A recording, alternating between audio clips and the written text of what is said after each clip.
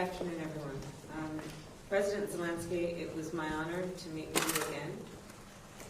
This is our 5th meeting by my count, and our first meeting was here almost exactly 2 years ago. I want to thank you for all that you have done and all that you are as a leader. You and I have had many conversations, and it is my honor to say, as part of a public conversation, that you have been an extraordinarily courageous leader and have shown your commitment to the Ukrainian people and to democratic principles, including the most important, one of the most important, which is the importance of sovereignty and territorial integrity. So it is good to see you again. I was in Munich and have been here to talk about where we stand currently in terms of our relationship to the Ukrainian people and our unyielding commitment on behalf of the United States to the Ukrainian people and to their sovereignty, to their freedom. 2 years ago when I was here, it was to foreshadow the Russian playbook for the world and to outline the steps the United States, along with our allies and partners, would take in response to their aggression. And I shared with the President then, President Zelensky, that the United States stands with Ukraine. And we've been proud to stand with Ukraine over the last 2 years. And President Joe Biden and I will continue to stand with Ukraine, as I said yesterday, and as we say every day. Yesterday we received reports that Alexei Navalny died in Russia. I met with his wife, Yulia, yesterday and expressed my outrage and sorrow. In this fight, and I will say that Alexei Navalny has been a brave leader who stood up against corruption and autocracy, and he stood up for the truth. The reports of his death are further proof of Putin's brutality. It reminds us why our support for Ukraine is so important, because Ukraine is fighting back heroically against Putin's continued brutality. In Munich 2 years ago, many thought Kyiv would fall in a matter of days, yet thanks to the skill and bravery of the people of Ukraine and the support of the 50-nation coalition the United States has led, Kyiv stands free and strong. President Zelensky, that is a testament, as I've said, to your extraordinary leadership and the determination of the people of Ukraine and their willingness to fight for their homes and their homeland, for their freedom and their independence. In this fight, Ukraine has achieved significant success against an adversary on an imperialistic quest to subjugate your nation, an adversary with an economy 10 times larger than Ukraine, a population 3 times larger, and a military that once ranked as the second best in the world. You have stood strong in the face of Russia's advances and countered its aerial assaults. You have regained half the territory Russia controlled at the start of this conflict. You have inflicted major damage on Russia's fleet in the Black Sea and maintained the flow of grain to world markets. You have kept heat and electricity on in the face of unconscionable attacks on civilian infrastructure. And you have made a range of reforms that will help accelerate Ukraine's integration with the West. Because of our collective strength, this war has been an utter failure for Putin. President Zelensky, the stakes of your fight remain high for your country and for the entire world. And it is in the strategic interest of the United States to continue our support. International rules and norms are on the line, including the fundamental principles of sovereignty and territorial integrity. History shows us if we allow an aggressor like Putin to take land with impunity, they keep going. The other would-be aggressors then become emboldened. On this trip to Munich, I have worked with our allies and partners to ensure that we stay united and strong in support of Ukraine. Today, President Zelensky, you and I had a productive conversation about ongoing support from the United States and the international community. And we spoke of our support for Ukraine on the battlefield. As I said yesterday, you have the support of bipartisan majorities in both houses of the United States Congress. So as we move forward, the President Biden and I, will continue to work to secure the resources and weapons that you need to succeed. We will also continue to support your efforts to secure a just and lasting peace. We will work to make sure Russia pays damages to Ukraine, and ultimately, we want to see Ukraine emerge from this war as a nation that is free, democratic, and independent. President Zelensky, as President Joe Biden and I have made clear, we will be with you for as long as it takes. I thank you again, and please. Thank you so much. Thank you. Дуже дякую вам, шановна пані віце-президент, шановні члени делегації, шановні присутні, шановні журналісти. Я радий нашій зустрічі з пані віце-президентом Сполучених Штатів Камалою Гарріс. Дуже дякую вам, Камала. Цілком природно, що головними темами нашої розмови були саме безпека та стійкість. Безпека, яку ми разом відновлюємо, Україна та Сполучені Штати, усіма проявами нашої співпраці. Та стійкість, яку ми разом збільшуємо, коли зберігаємо єдність, допомагаємо одне одному.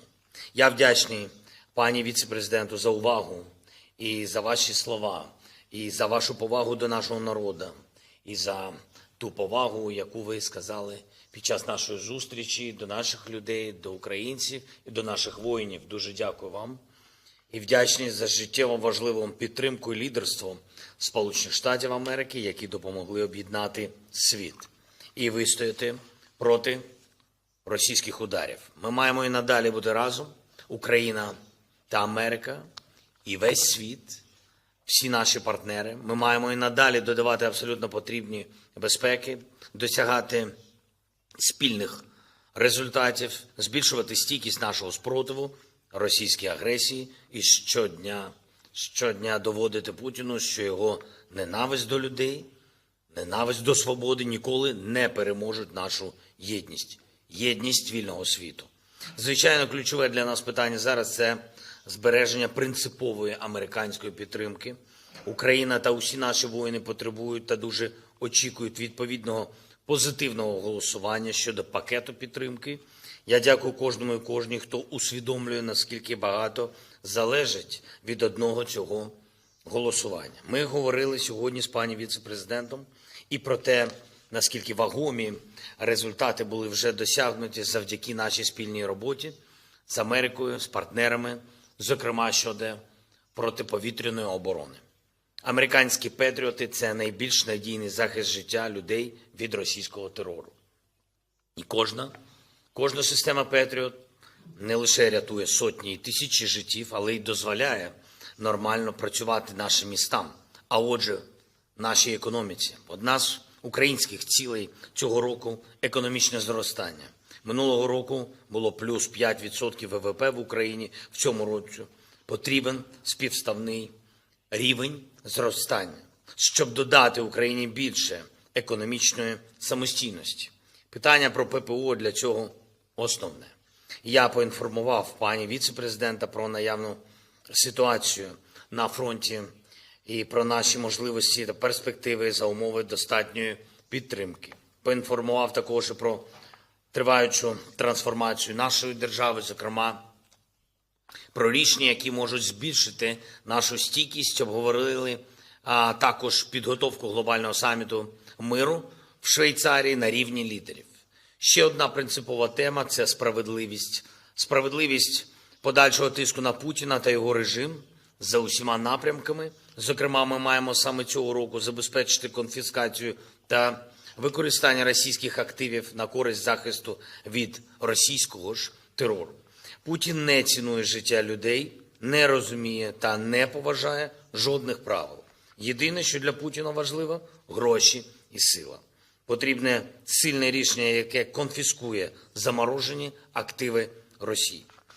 І потрібен подальший повномасштабний тиск санкціями на Росію, щоб обмежувати здатність Путіна фінансувати цю війну. Я радий відзначити близькість наших поглядів на абсолютно принципові питання. Пані віце-президент, я дуже вдячний вам за нашу розмову. Я дякую усьому американському народу. Я дякую дуже пану президенту Байдену, обом партіям і палатам Конгресу за життєво важливу підтримку. Впевнений, ми можемо зупинити Росію. Мусимо зупинити. Дякую за увагу. Слава Україні! Okay, we'll take questions now from the press. Cleve Wootson of the Washington Post.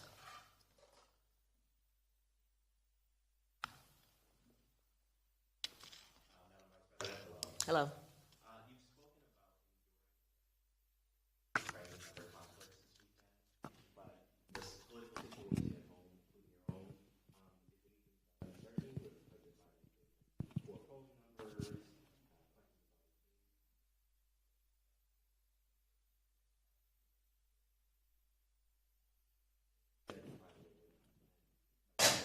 Can you turn on the microphone?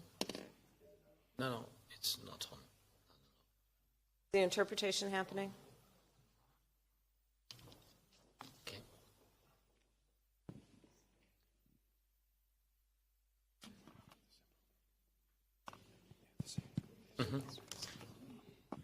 Yeah. Let's take this one. It's possible. Sorry, I don't hear. No problem. Do I need to ask the question to you again, Madam Vice President? No, I got it. Okay. And to President Zelensky, let's pull up my question. The U.S. Congress so far has not approved more military aid for you. Without that aid, does your country have a path to victory? And is the lack of funding a betrayal because President Biden has promised that he would be with you until the very end? I'll start. Yeah. As I made very clear yesterday, the issue of supporting Ukraine and where the United States stands on that issue is integral to who we are as the United States of America. We have historically and currently stand as a global leader on certain fundamental democratic principles, including the principle of sovereignty and territorial integrity. We stand with our friends. Our membership in NATO has been a role that is about a commitment to our allies based on shared principles of what it means to abide by democratic principles that have historically ensured stability and security for those participating in this partnership. As I made very clear yesterday, when we talk about the role of America as it relates to our support for Ukraine, we must be unwavering and we cannot play political games. Political gamesmanship has no role to play in what is fundamentally about the significance of standing with an ally as it endures an unprovoked aggression. Politics should play no role in standing for the fact that Vladimir Putin, through his leadership of Russia, has shown himself to be fundamentally hostile to democratic principles, not to mention what we learned about in the last 24 hours in terms of the killing of Navalny. So this is about where we stand as a nation. And as it relates to the supplemental, we have been clear, the President and I, both in private conversations with members of the United States Congress and in public. We are clear and certain that for the majority in both the United States Senate and the United States House of Representatives, there is bipartisan support for this approach. There is bipartisan support for what America is and what we stand for. And we are unwavering, and that has nothing to do with an election cycle. It has to do with who we are and what kind of country we want to be. One that stands with our friends. President Zelensky. Thank you so much, Vice President. Дякую за це питання. Ми дуже розраховуємо на це позитивне рішення Конгресу. Для нас цей пакет життєво важливий. Ми не розглядаємо на сьогодні альтернативи, тому що ми розраховуємо на Сполучені Штати як нашого партнера стратегічного, і що він залишиться стратегічним партнером. І якщо ми говоримо про альтернативу, це значить, що це не стратегічний наш партнер. Ось чому я не розглядаю таку альтернативу. І це не розглядаємо не тільки потужністю, але і політично, і стратегічно. Цей пакет, чи це шлях до перемоги? Ні, цього недостатньо, тому що шлях до перемоги – це люди, моральний дух українського воїна, людей, пакети підтримки, санкції партнерів – це велика союзницька робота. Причому робота не раз на квартал, а робота щоденна.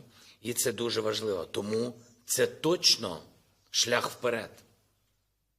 Цей пакет – це точно шлях вперед. І це факт. Але це ще не перемога. І це набагато важливо. Рух вперед набагато важливіше, ніж стагнація на полі бою. Чи вважаю я, що це зрадницька позиція? Ні. Тому що я не думаю, що наш стратегічний партнер може дозволити собі не підтримати Україну. Тобто я не бачу можливості для стратегічного партнера зайняти таку позицію.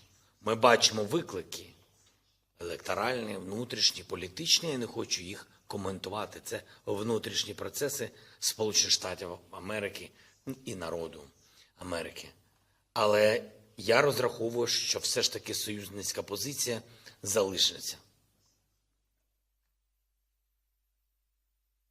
President Zelensky, if you want to call Oh, yeah, please. Так, будь ласка. Добрий день. Ніна Коломієць, телеканал «Інтер», марафон «Єдині новини». У мене питання і до пані віце-президента, і до пана президента. Ми бачимо, наскільки складно у Конгресі відбувається розгляд допомоги Україні. Скажіть, будь ласка, свою думку, чому таке життєво важливе для нас питання настільки затягнулося? І чи є в США план «Б» на випадок, якщо Палата представників не погодить допомогу Україні? І так само на фоні активного підписання Україною двосторонніх безпекових угод, спочатку із Великобританією, місяць тому, вчора ще із Францією і Німеччиною, маємо питання, коли угода про співробітництво у сфері безпеки буде підписана між Україною і Сполученими Штатами Америки. Можливо, вже проводяться попередні домовленості на цю тему. Дякую. Please. There's only plan A, which is to ensure that Ukraine receives what it needs. I will emphasize that an indication of where we can and frankly must be is that there is bipartisan support in both of our houses of Congress, on the Senate side and the House of Representatives. And it is my full belief that were the supplemental package, the security package, to make it to the floor of the House of Representatives, that it would actually pass. I also believe that there is consensus across party lines in the United States Congress that recognizes the brutal nature of Moscow's aggression, and that there must be a response that includes standing by our friends and supporting those who fight against that aggression. And I do believe there is consensus within the United States Congress that the American leadership, elected leaders in the United States Congress, must be unified in their opposition to Russia's aggression, as indicated over the course of the last 2+ years and the last 24 hours. And I do believe also there is consensus within the United States Congress that we must use everything that is available to us to support Ukraine in its fight to become and to maintain itself as an independent and democratic nation. Дякую за запитання. А що стосується гарантій безпеки, так? Що стосується гарантій безпеки, так, наші команди працюють, провели 2 раунди перемовин. Я впевнений, що у нас буде дуже потужний документ з нашими партнерами, але ми домовились, що ми повинні всі сфокусуватися на тому, що потрібно саме зараз. Тому ми фокусуємось на роботі з Конгресом Сполучених Штатів, а після цього перейдемо до гарантій безпеки. Thank you all. Thank you. Thank you so much. President Дякую.